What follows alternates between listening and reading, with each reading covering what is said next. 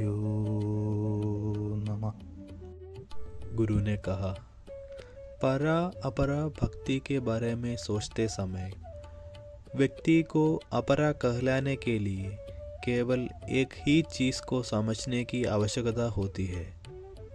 जब हम किसी लक्ष्य को ध्यान में रखकर कर्म करते हैं तो उस लक्ष्य के रास्ते में आने वाली सभी सामग्रियाँ उस लक्ष्य के पूरा होते ही गायब हो जाती है। फिर लक्ष्य ही एकमात्र ऐसी चीज़ है जो अंत में समाप्त हो जाता है।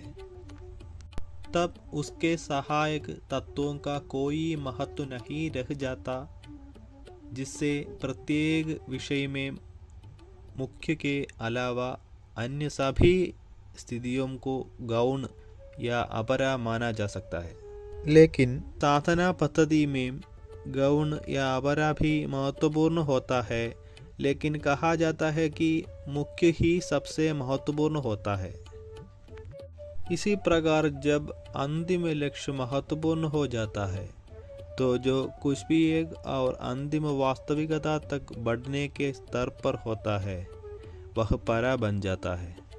इससे यह समझा जाना चाहिए कि जो कुछ भी महत्वपूर्ण है उसे परा माना जा सकता है और जो कुछ भी महत्वपूर्ण नहीं है उसे अपरा माना जा सकता है। हमें आगे चलकर इस बारे में और अधिक सोचना होगा।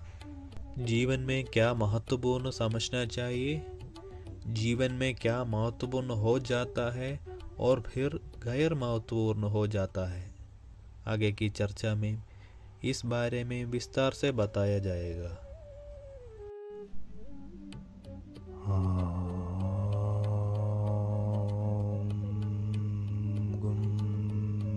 गुरुभ्यो